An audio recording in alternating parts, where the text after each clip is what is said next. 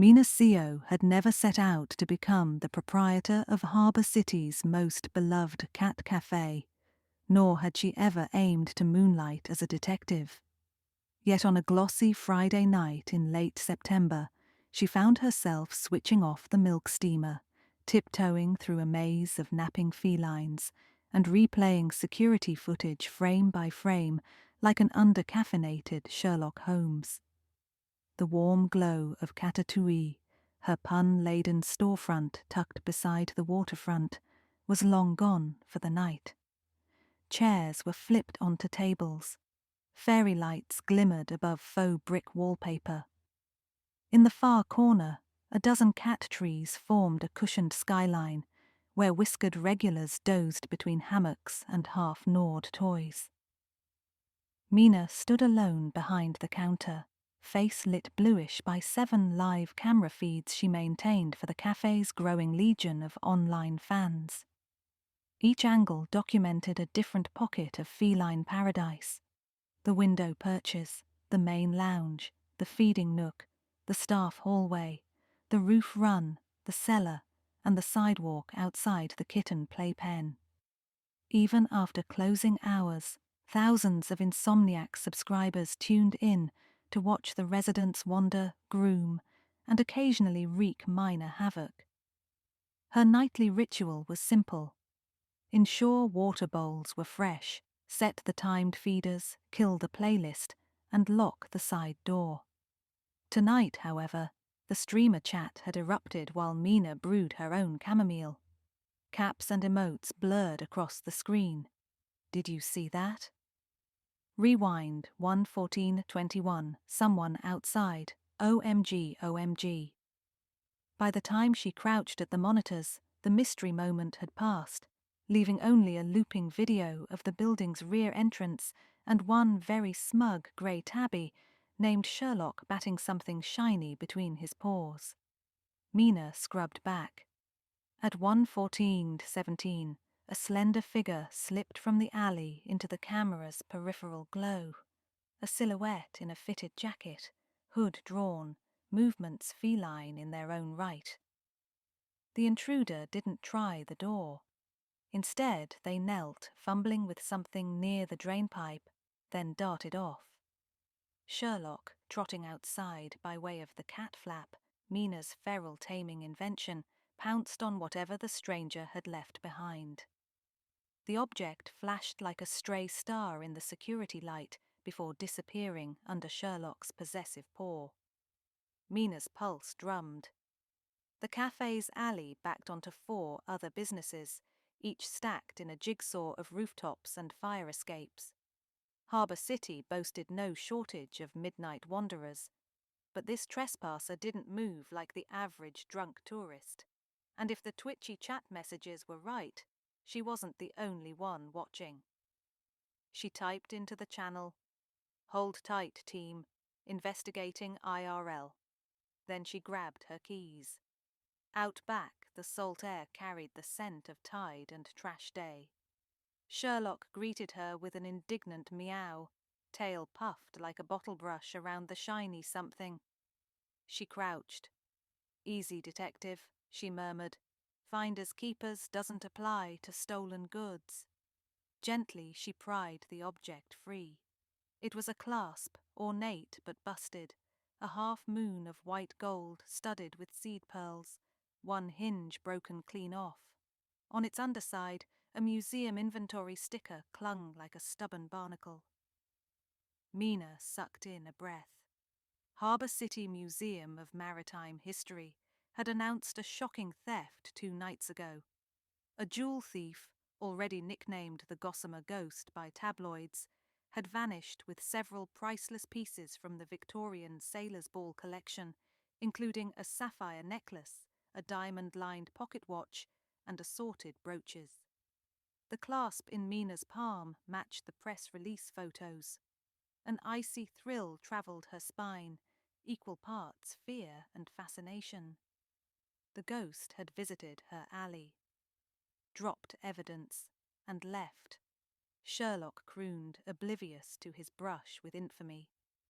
Mina scooped him up and hurried inside, the cat protesting until she bribed him with a few dehydrated chicken bits. Then she dialed 911. 2 uniformed officers arrived in under 15 minutes, but their interest in her midnight testimony evaporated when no suspect materialized, and the only hard evidence was a broken clasp. They logged the report, thanked her, and hinted she ought to get some rest. Mina hardly slept. She lay in her loft above the café, listening to the building creak, replaying the footage in her mind. The ghost had been here. Why? A convenient escape route? A planned handoff? Or something more puzzling? Had the thief hidden other loot nearby? Morning came wrapped in fog. Katatui opened at 8. Despite the sleepless night, Mina greeted each first-name basis regular with practiced sunshine, sliding oat lattes and berry scones across the counter. 22 cats paraded about, none the wiser that international crime now brushed their whiskers. At 10:06 a.m., the front door chimed and a newcomer stepped in, bringing briny chill with him. He was early 30s, dressed in a tailored charcoal coat, auburn hair wind-tousled above sea-green eyes. He paused, letting a marmalade kitten named Bisque sniff his polished shoes. "Welcome to Katatui," Mina sang by reflex. "First time?" "Indeed." His voice carried a low, cordial timbre, accent slightly transatlantic, one of those vague, well-travelled lilts. "Felix Carruthers." He extended a slim hand. "Your reputation, well, your cat's reputation, precedes you. I've been following the live stream for months." Mina's heart gave a conspiratorial thump. Live stream, huh? She accepted the handshake. Warm, dry, uncalloused, a pianist's grip, a thief's grip? While he signed the standard behavior waiver, Mina studied him covertly. Smooth nails, no ring, faint scar on his wrist like a healed burn. She noticed, too, that he favored his left side while writing, protecting the right pocket of his coat. "Any cat allergies or preferences?" she asked. "Fond of the rambunctious sort," Felix said, smiling at Bisque's pounce. "Though I accept all temperaments." Curiosity prickled her scalp. She pulled up the stool behind the espresso machine, steamed a cappuccino, and kept him in the edge of her vision. He moved gracefully, settling near the sunlit bay window. Immediately, 2 kittens scaled his trouser leg to nap in the crook of his elbow. He laughed softly, genuine delight. The other guests melted at the sight. Nothing about him screamed thief, yet Mina's gut refused to quiet. At noon, she ducked into her office, reopened last night's clip, and zoomed on the intruder's silhouette. Resolution was lousy, but the stature, a narrow set of shoulders, similar height, similar slenderness, could match Felix. Still, silhouettes lied. She needed more. That afternoon, she replaced the cat flap battery and checked the alley. Nothing else glittered near the drainpipe, but she did spy faint scratches in the downspout paint, as though someone had recently scaled it. Her building abutted Barlow's jewelry exchange, its roof a convenient hop across 2 narrow air shafts from Katatui's own. If she were a thief, Mina mused, slipping across rooftops would be cleaner than street level. Back inside, she caught Felix at the bookshelf rotating the cafe's Adoptable of the Week display. As he crouched, a glint flashed near his waistcoat pocket. Then it was gone, just a pin, perhaps, reflecting cafe lights. She forced herself to exhale. Paranoia helped no one. "Enjoying yourself?" she called. Felix turned, cat still perched on his shoulder. "Greatly. You have curated a little utopia here." He hesitated. "I hope you don't think it presumptuous, but might I purchase one of your branded mugs? My sister collects them." "Of course." Mina fetched a fresh teal cup stamped with their logo. He paid cash, exact change. The brittle edge in her nerves softened, but she copied the serial numbers off his bills after he left, just in case. That evening, she closed shop, fed the crew, and scrolled through social media updates about the Gossamer ghost. The museum's director offered a $50,000 reward. Public speculation ran wild. A disgruntled curator, a circus acrobat, a former Navy diver. Very few theories involved small business owners and their feline sidekicks. Mina drafted an email to Detective Honoré, the lead on the case she'd glimpsed on television, detailing the broken clasp, the alley scratches, and her new customer, Felix. She waffled over the send button. Without stronger proof, her tips might lead nowhere. Worse, they could brand her a conspiracy wonk. She hit save, not send, and resolved to gather more. Over the next 3 days, Felix returned, always mid-morning, always alone. The cats adored him. So did Mina's patrons. Selfies with the cat whisperer trended on local feeds. Yet certain details lodged in Mina's mind. He never removed his coat, even when the room grew warm. He carried no phone, tapped no smartwatch. If buzzing messages distracted him, they never showed. He lingered near the staff hallway, where the roof-run hatch began, studying the pulley system with academic interest. On the third visit, Sherlock slapped something small and metallic from his coat hem. Felix chuckled, retrieved it before Mina could glimpse, and offered the cat a toy mouse in apology. That night, Mina decided watchfulness was no longer enough.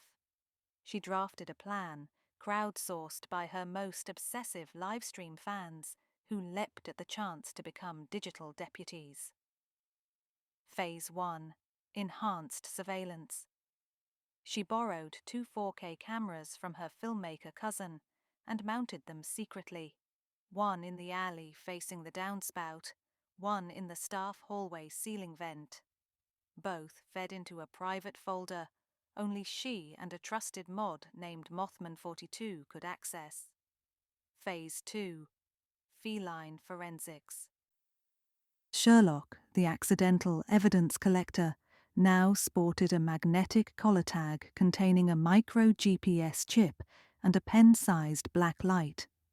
A tiny device, courtesy of a tech-savvy volunteer, triggered the light whenever it sensed specific reflective minerals, like the boron-doped glass used in museum display cases. If Sherlock wandered near hidden loot, the glow would alert Mina through a ping. Phase 3. Bait during Thursday's special event, Moonlight Muse, an after-hours dessert tasting, Mina would display replicas of vintage jewelry on the communal table, claiming they were props for a cats-in-costume photo shoot. If Felix were the ghost, the sight of copycat pieces might rattle him enough to betray interest. Preparations consumed 48 hours. When Thursday dusk settled, Katatouille hummed with excitement. Candles floated in mason jars. Cheesecake squares sat beside cat-shaped macarons. A dozen guests filtered in, half of them undercover livestream fans primed to watch Felix's every move via their phones. He did not disappoint. At 9:12 p.m. the bell rang, and Felix strolled inside carrying a small paper bag. He presented it to Mina, a token of appreciation, and stepped aside to order rose tea. In the bag lay a rose quartz keychain shaped like a paw. Handmade, delicate, beautiful. If he was a criminal, he wore kindness like a second skin. Still, when his gaze drifted to the replica jewelry, something flickered behind his eyes. Not greed, calculation. The cats sensed his energy. Several prowled around his ankles, tails twitching. Mina activated Sherlock's collar with a discreet phone tap. A beep vibrated. The cat leapt from a shelf, weaving toward Felix. Phase 4. Reaction. Sherlock circled, sniffed Felix's coat. The micro light blinked faint violet. First time it had triggered. Mina's pulse sprinted. She gestured to her accomplices. Phones angled, cameras rolled. Felix noticed the attention, lips twitching wryly. "Am I a celebrity tonight?" "You and the cats," Mina said, aiming casual. "People love wholesome content." He nodded, though his shoulders tightened. Moments later, he excused himself to the restroom, directly past the staff-only hallway. Mothman 42 texted, "Hallway cam live." His screen share popped up, showing Felix glancing around, then slipping through the door marked private. Alarm bells drowned Mina's logic. She motioned to her undercover patrons, code phrase Kiwi Tango, and followed. In the hallway, Shadow's Felix had already scaled a shelf to the ceiling hatch. He froze when Mina appeared, caught mid-reach. "I can explain," he began, eyes dark as harbour depths. "Please do." Mina's voice shook. Her confederates flanked the exit behind her. Felix exhaled. "I thought you might understand. This cafe is an ideal conduit." "For what? Rooftop gymnastics?" He offered a rueful half-smile. "Transportation of delicate items." She folded arms. "You're the gossamer ghost. A beat. Yes." No bluster, no panic. Merely truth offered like a fragile truce. Sirens wailed in the distance. Someone had already called the police per plan. Felix glanced upward once, as if measuring escape routes, then lowered himself to the floor, palms visible. "Listen," he said softly. "The pieces I removed from the museum belong to families who lost them generations ago. They were donated under questionable circumstances. I return heirlooms discreetly in exchange for modest compensation. Robin Hood with better shoes, if you like. The clasp I dropped, it was defective. Couldn't risk noise while climbing." Mina's brain ricocheted. Vigilantism? Family restitution? It rang borderline plausible. Harbour City's colonial history was laced with theft and forced acquisitions. "Why my cafe?" she asked. "Your roof connects 4 blocks, the perfect corridor, cats masking footfalls, fans assuming any shape is feline." He laughed once, bitter. Irony that the live stream that hid me also revealed me. "Give me something solid," Mina said. "The stolen goods, where?" "In a safe place, nearby." "You'll show us." Footsteps thundered. Uniformed officers floodlit the hallway. Felix raised wrists, surrendering. As police led him out, he called to Mina, "Sherlock has the map." Confusion knotted her brow, but there was no time. She handed the high-definition footage to Detective Honoré, now on scene. They bagged Felix's belongings. Inside his inner coat pocket was a folded sheet of vellum inked with coordinates, and a paw print. Sherlock's. Back up front, the grey tabby sat on the replica jewellery display, batting at leftover macarons. Around his neck, the magnetic collar glowed faintly, where the light had detected boron earlier. Mina unclipped it, scanning the tag. Embedded in its underside was a micro SD card she'd never noticed. Felix must have planted it during one of his visits when he embraced the cat. Detective Honoré plugged the card into a cruiser laptop. Up popped a directory. Photographs, appraisal certificates, notarized affidavits of original ownership, all evidence supporting Felix's restitution claim. And one folder labelled Cache Location. Coordinates matched the vellum. They drove 3 blocks to an abandoned greenhouse slated for demolition. Under a loose floor tile nestled a waterproof duffel containing every missing item wrapped in velvet, untouched. It took until dawn to catalogue, cross-reference, and seal items into evidence.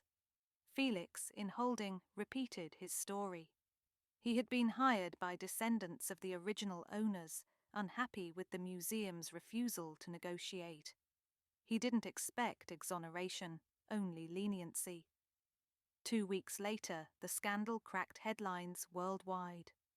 The museum board, under pressure, launched an internal probe into acquisition ethics. Several heirs filed legal claims. Opinion pieces debated whether Felix was a criminal or a corrective force. Meanwhile, Catatui's subscriber count tripled. Mina sat at her corner table one quiet morning, cappuccino steaming, Sherlock sprawled across her laptop. The chat scrolled. Mothman 42. Told her the coat guy was sus perfect storm. Cat hero of the year seaside nomad. Any updates on Felix? Detective Honoré had granted Mina 1 jail visit. Felix, surprisingly serene behind plexiglass, had thanked her for protecting the cats during the chaos. "You still have that poor keychain?" he'd asked. She did. The quartz now served as the cafe's spare key fob. "Cats catch what humans miss," he'd mused, smiling faintly. "In another life, Miss CO, we might have partnered." "Maybe," Mina had replied. "But in this one, I'll stick to coffee and kitties." Or coffee, kitties, and just a dash of detective work, she thought now, scratching Sherlock between the ears. On screen, a viewer typed, "Harbourhound. What's today's adventure?" Mina considered. The alley was quiet, the museum case ongoing. Yet with 22 furry alarm systems and thousands of vigilant eyes online, her cafe remained the safest jewel box in Harbour City. She answered the chat with a wink emoji. "Stick around," she typed. "With these cats, you never know."